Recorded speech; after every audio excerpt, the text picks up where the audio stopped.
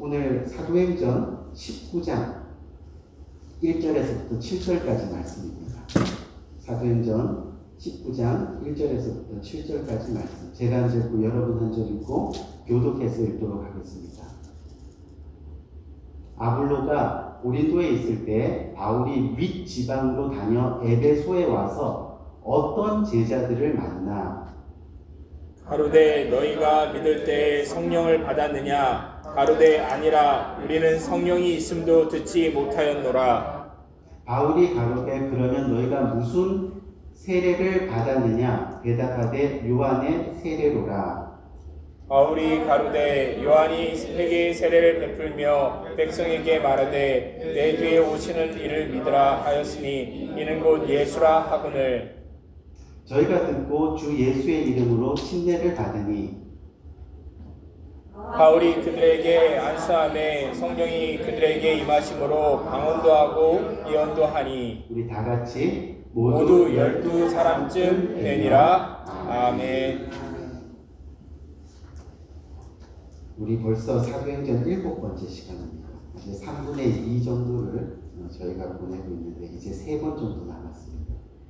요번에 사도행전을 공부하면서 주제를 그리스도인에 우리가 초점을 맞춰서 말씀을 전하다 보니까 사실 좋은 말씀들이 너무 많이 있어요. 진짜 이 사도행전은 1년 내내 이 말씀을 증거해도 부족할 정도로 여러 주제가 있는데 우리가 비록 조금 이렇게 한계된 그런 주제이긴 하지만 그래도 말씀 가운데 풍성한 은혜 되는 복된 시간이 되기를 주님의 이름으로 간절히 부탁드립니다. 아멘. 오늘 본문 여러분 잘 알다시피 오늘 본문은 사도 바울의 3차 전도 여행에 대한 내용이 소개되고 있습니다.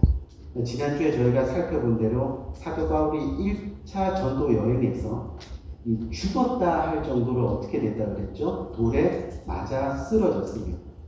그리고 몸이 회복되지도 않은 채 2차 전도 여행을 떠났습니다. 2차 전도 여행 때도 마찬가지였다 그랬죠. 뭐가요? 유대인들이 사도 바울을 죽이려고 그렇게 합니다. 생명의 위협이 여전했다는 겁니다. 그런데 오늘 본문은 사도행전의 3차 전도 여행을 소개하고 있다는 거죠. 결국 무슨 말입니까? 다메섹에서 그가 예수 그리스도를 극적으로 만났기 때문이라는 겁니다.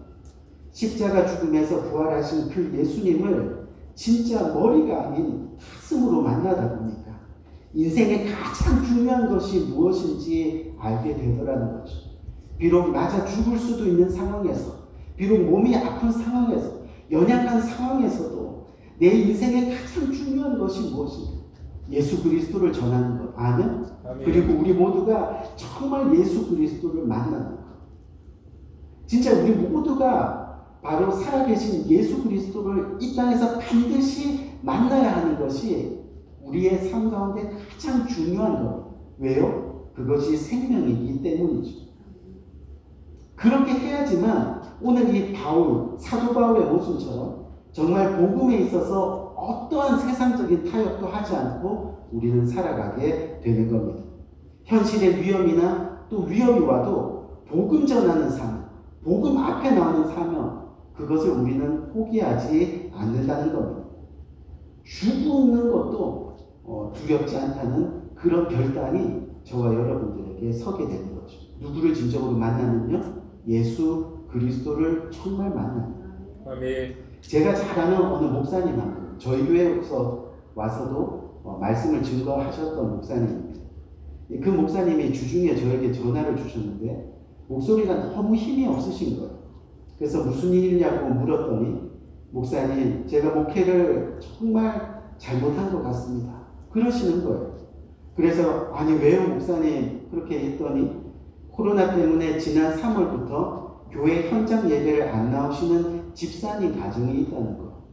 이 코로나 이전까지는 정말 교회에 충성되게 나왔던 그런 집사님 가정이었는데 집사님 가정이다 보니까 어느 정도 되면 나오시겠지 하고 기다렸는데 계속 아무 연락도 없이 안 나오시더라는 거죠. 이 직분자이면 목사님께 본인의 삶을 이렇게 나누고 또 전화도 하고 해야 되는데 그래서 고민하다가 안부 전화를 했더니 이 교회 나갔다가 코로나 걸리면 가게 문 닫아야 되는데 책임지실 수 있겠어요? 이렇게 말했다는 거예요.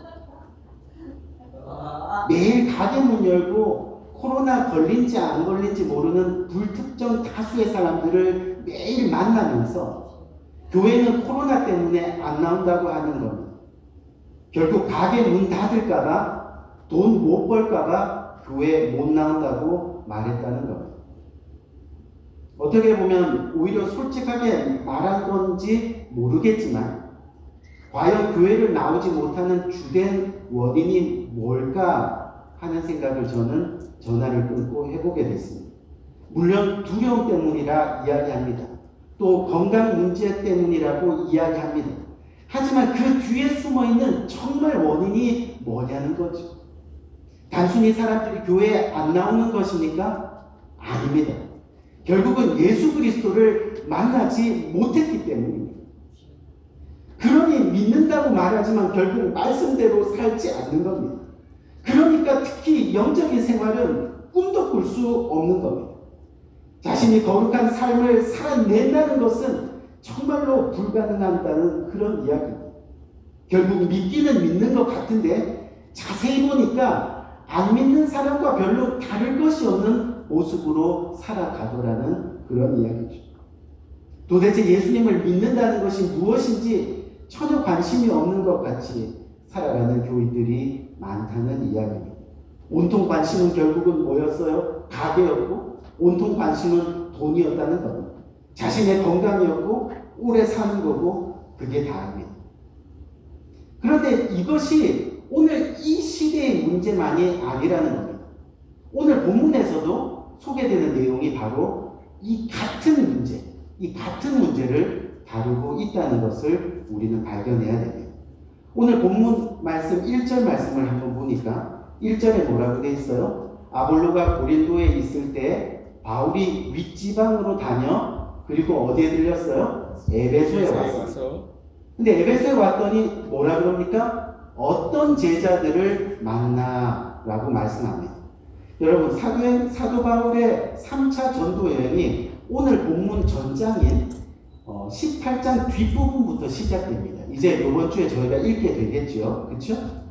그리고 그렇게 시작된 전도 여행이 마침내 이 사도 바울이 에베소 지역에 도착을 하게 됩니다. 근데 거기서 어떤 제자를 만나 하고 성경은 말씀하고 있습니다. 여러분, 보통 성경에서 제자라고 하면 누구의 제자입니까? 예수 그리스도의 제자를 이야기합니다. 그래서 그냥 제자라고 말할 때 보통은 the disciple, 정관사 더를 써서 disciple이라고 이야기하면 예수님의 제자를 뜻하는 겁니다. 근데 지금 사도 바울이 3차 전도여행에서 어떤 제자를 만났다고 합니다.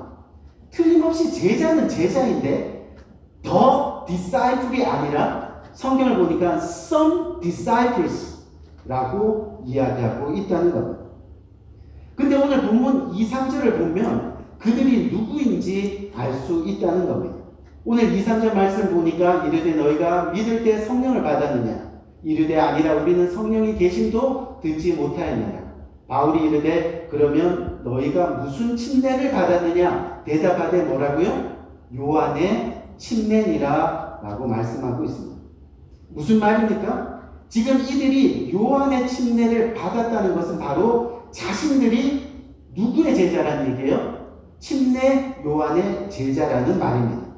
제자는 제자인데 다시 말하면 틀림없이 예수님에 대해서 듣고 또 예수님에 대해서 말하는 제자인 것은 알겠는데 더 디사이플이 아니라 침례 요한의 제자라고 말하는 겁니다.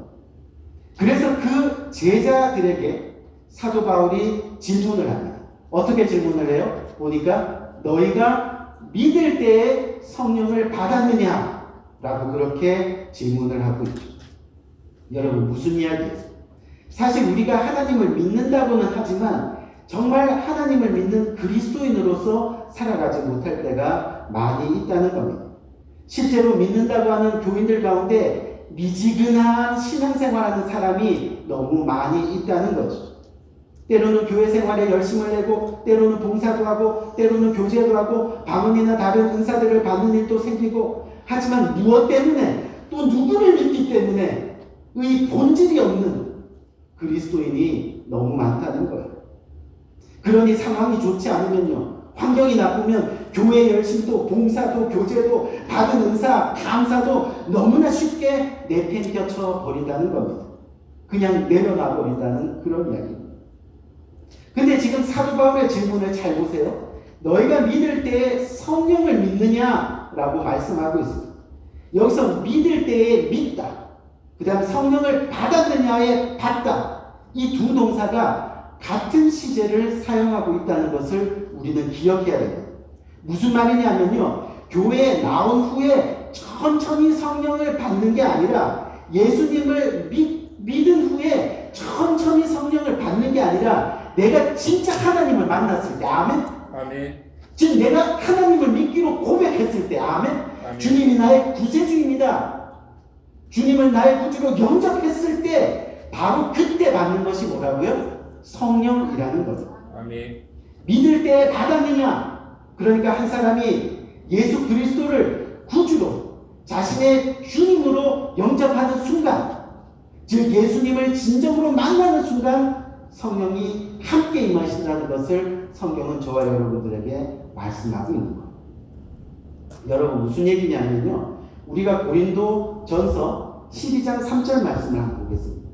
이 12장 3절 말씀에 뭐라고 되어 있느냐면, 그러므로 내가 너에게 알리노니 하나님의 영으로 말하는 자는, 하나님의 영으로 말하는 자는, 성령으로 말하는 자는 뭐예요? 누구든지 예수를 저주할 자라 하지 아니하고, 저주할 수가 없다는 거죠.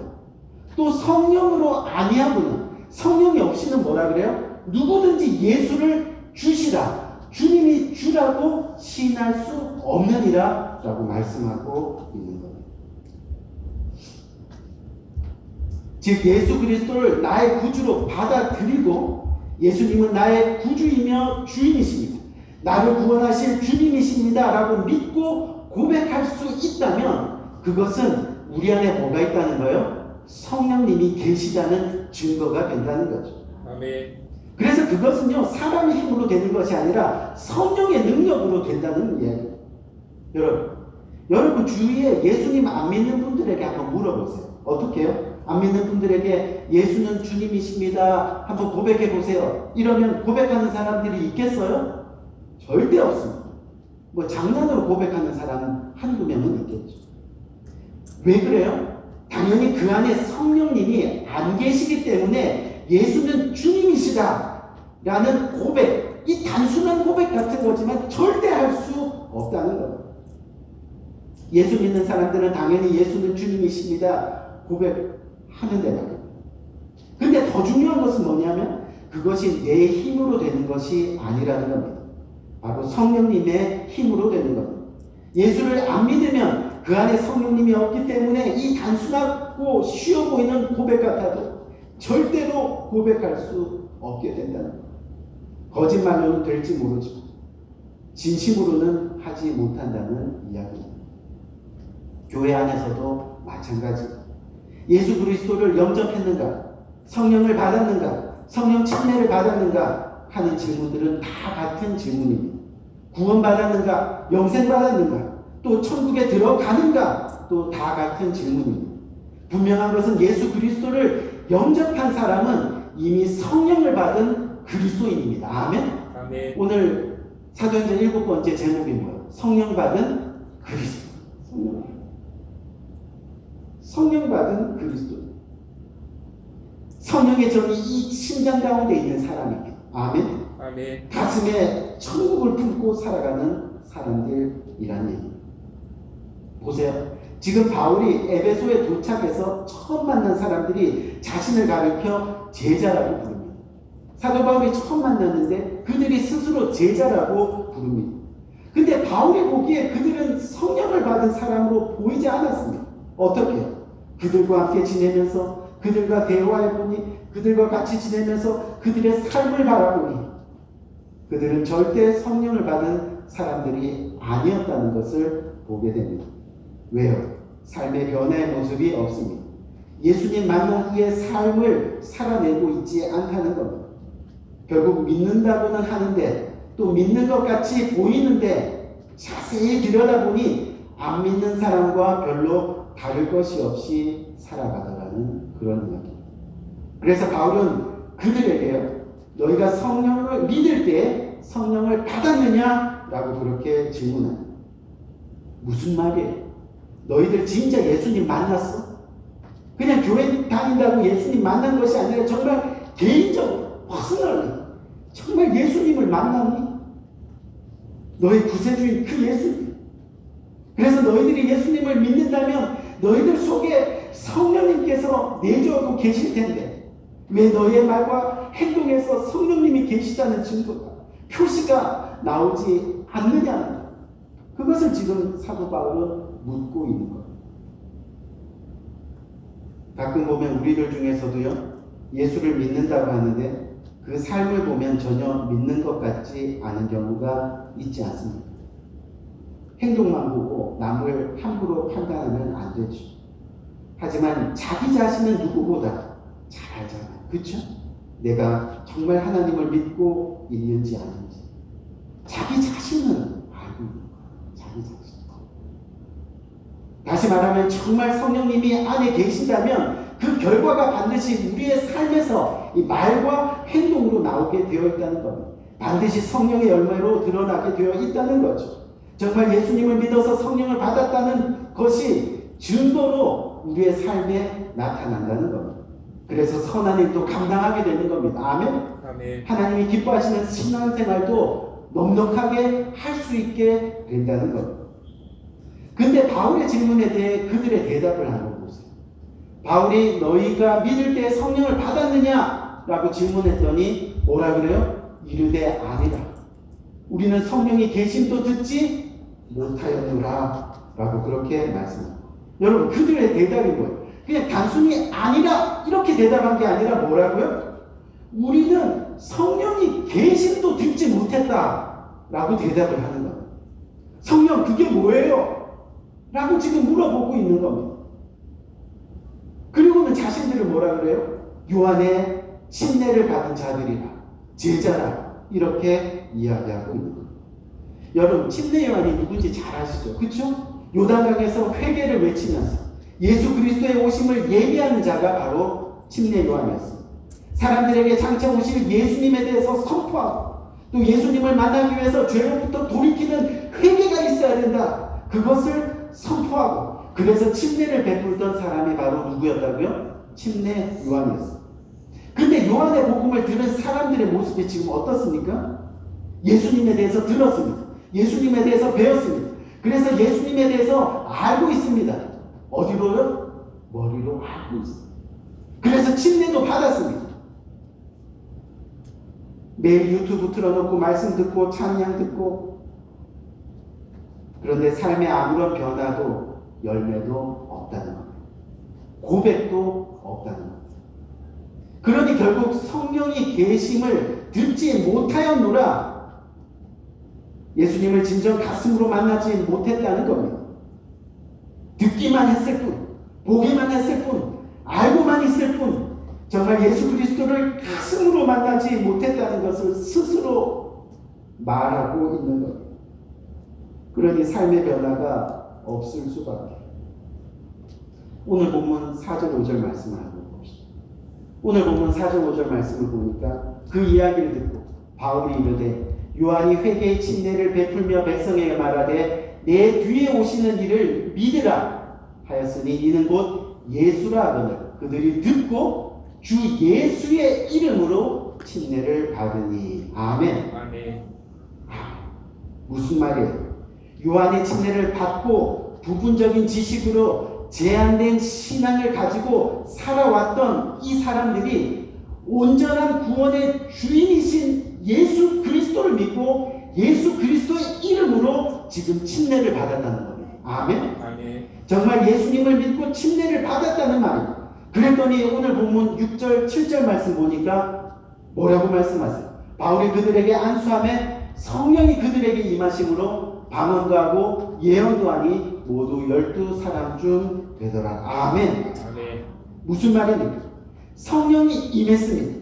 방언과 예언의 은사가 나타납니다.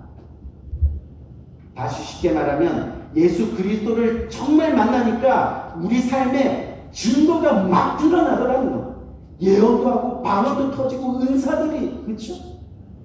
변화가 일어나더라는 거예요. 이것이 바로 성령 받은 그리스도인의 모습이라. 그리스도. 그들이 예수님을 믿고 바울이 침례를 주며 안수하니까 그 즉시 성령이 임하고 방언과 예언이 터져 나옵니다.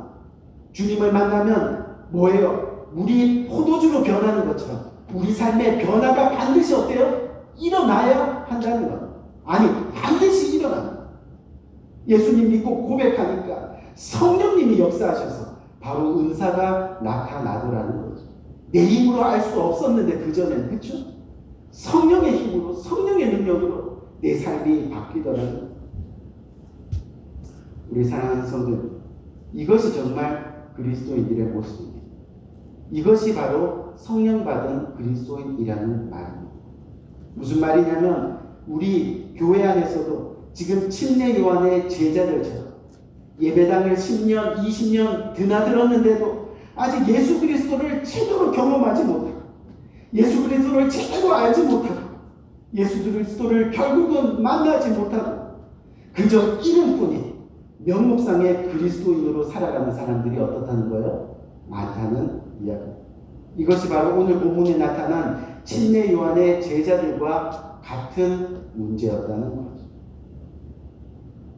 그래서 예수님은요, 성경을 보면 가서 영혼 구원하라 라고 말씀하시지 않으십니다. 가서 뭐라 그래요? 제자 삼으라 라고 말씀하셨어요. 제자가 되어야 비로소 구원받는 그리스도인이 된다는 겁니다. 우리가 벌써 읽은 본문이지만 사도행전 11장 25절에서 26절을 보면 바나바가 사울을 찾으러 다소에 가서 만나면 안디옥에 데리고 와서 둘이 교회에 1년간 모여 있어 큰 무리를 가르쳤어요. 뭐에 대해서 가르쳤어요? 예수 그리스도에 대해서. 예수 그리스도의 복음. 그랬더니 그들이 뭐가 되었어요? 제자가 되고 제자들이 안디옥에서 비로소 어떻게 됐어요? 그리스도인이라 일컬음을 받게 되었다. 일컬음. 여러분, 우리가 신앙생활을 한다고 합니다.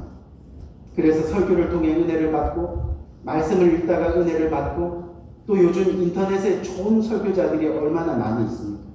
이것저것 들으면서 예수님을 알아갑니다. 무슨 얘기냐면 우리가 은혜 받는 것 중요합니다. 성경 지식을 쌓는 것 중요합니다. 하지만 더 중요한 것은 성령을 통해 예수님을 만나야 한다는 겁니다. 아멘? 아멘. 나 같은 죄인 살리신 주님의 은혜가 놀라운 것을 가슴으로 느끼는 순간이 우리의 삶 가운데 있어야 한다. 죄의 고백을 통해서 뜨거운 눈물을 흘리는 순간이 우리의 심령 가운데 일어나야 한다는 것. 이제 하나님 없이는 못 살겠다고, 하나님이 내 삶의 전부라고 부르짖는 그 고백이 저와 여러분들의 삶 가운데 있어야 한다는 것. 그것이 성령 받은 그리스도인, 그 그리스도인으로 살아가는 사람. 우리는 지금 코로나 시대를 살아갑니다. 어떤 학자들은 이 시간을 실상보다는 가상의 두려움과 공포가 지배하는 시대라고 정의를 내렸습니다. 그리고 이 시대, 특별히 교회의 최대 문제가 영적 생활을 하지 않는 교인들이라고 그렇게 말하고 있습니다. 곰곰이 생각해 보니까 맞는 것 같아요. 요즘은요, 헌신, 희생이라고 하면 그런 거 말고 그냥 편안한 신앙생활 원합니다. 본인 드러내기 좋아하고, 그렇죠? 또 칭찬받기 좋아. 예배 드리고 나서 모여서 친교하고 즐겁게. 그러다 보니 예배만 드리는 요즘, 코로나 시대 요즘 교회를 등 돌리는 사람들이 너무 많아졌어요. 그 이유가 뭐예요? 교회 가면 재미없다는 거예요. 친교도 없지, 모임도 없지, 주중에 모이지도 않지, 재미없다는 거예요. 여러분, 우리가 잘 아는 말 중에 no pain, no gain 이라는 말 아시죠? 그렇죠? no pain, no gain. 고통이 없으면 얻는 것도 없다라는 말입니다. 신앙생활도 마찬가지입니다. 땀 흘리지 않고 희생하지 않고 헌신하지 않으면 사실은 아무것도 얻는 게 없는 겁니다. 예수님이 이 땅에 와서 말만 번지르르하게 주 예수를 믿으라 그리하면 너와 내 집이 구원을 얻으리라 믿어라 믿어라 그러고 가셨어요? 아닌 거예요. 십자가 고통을 어떻게 해요? 감당하셨어요. 십자가 희생이 있었다는 거예요. 그 십자가에 헌신이 있었다는 거예요. 그래서 뭐예요? 구원을 얻게 되는 거예요. 정말로 신앙생활에서 아무런 희생, 헌신 일어나지 않으면 우리 신앙의 변화, 신앙의 성장도 불가능하다는 그런 이야기. 우리가 믿는다고 하면서 안 믿는 세상 사람들과 똑같이 생각하고 똑같이 돈을 사랑하고 물질을 따라 사는 삶을 그렇게 살게 되면 우리가 아무리 수십 년을 예배당에 왔다 갔다 해도 진정한 주님의 제자로 변화될 수는 없다는 그런 말입니다. 우리 사랑하는 성도님, 성령 받은 그리스도인은요 바로 예수님을 정말 만난 사람들입니다. 아멘. 아멘. 세상과 구별된 삶을 살아내는 사람들입니다.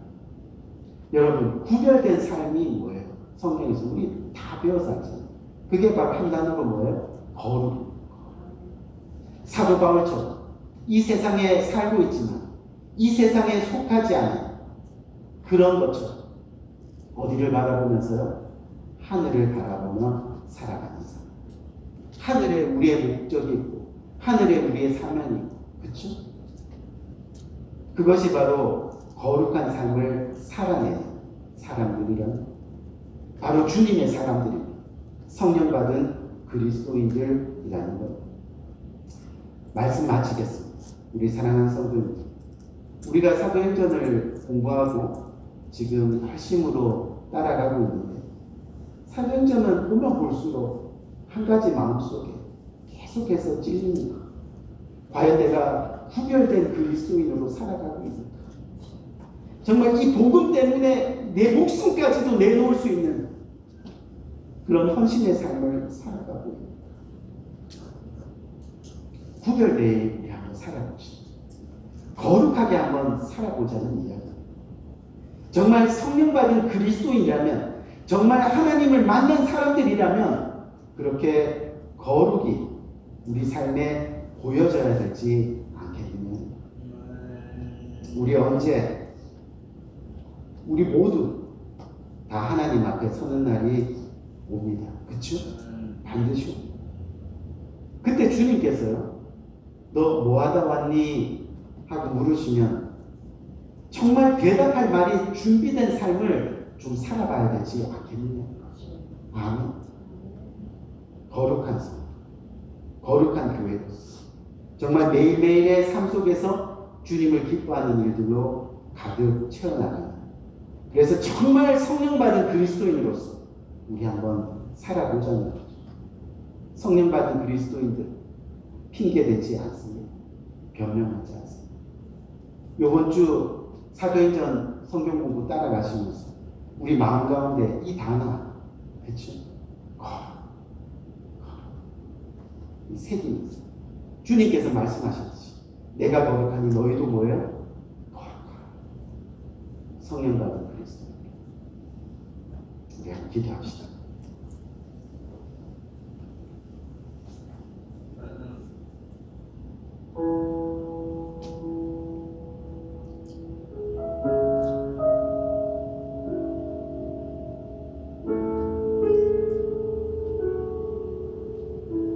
성령님이 우리에게 임하시면 성령님이 우리를 변화시켜 주십니다. 성령님이 우리를 변화시켜 줄 때 가장 첫 번째가 뭐냐면 우리의 삶 가운데 두려움이 사라집니다. 두려움이 사라지면 주님을 볼 수 있습니다. 주님을 온전히 바라볼 수 있습니다. 우리가 주님을 진정으로 만나지 못하니 아직도 두려움으로 살아갑니다. 아직도 변화되지 못한 삶, 세상에 끌려가는, 세상과 별반 차이 없는 그런 삶을 살아가고 있는 우리의 삶의 목표가 뭐예요? 우리의 모든 초점이 주님을 바라보는 것. 그렇게 살아계신 하나님을 느낄 때 우리의 삶이 주님의 역사가 되는 거예요. 우리의 삶이 주님의 나라를 이루게 되는 거예요. 우리 정말 성령받은 그리스도인이었어요. 그렇게 한번 멋지게 살아가기를. 입으로는 제자라고 이야기하지만 진정한 예수 그리스도의 제자가 되지 못한 내 자신을 바라보면서 한 걸음 한 걸음 주님을 믿고로 결단하는, 그래서 성령을 받아들이는, 그 성령이 우리의 삶 가운데 지배하는, 역사하는, 그래서 주님의 역사를 이루는 그런 삶 한번 살아내보자는 그런 이야기입니다. 우리 오늘 말씀 붙들고 간절한 마음으로 주님, 다시 한번 주님을 바라보고 주님을 믿습니다. 주님이 나의 구주이십니다 고백하면서 나갈 수 있는 복된 이 시간이 되길 원하는 기도하겠습니다. 좋으신 아버지 하나님의 은혜와 사랑을 찬양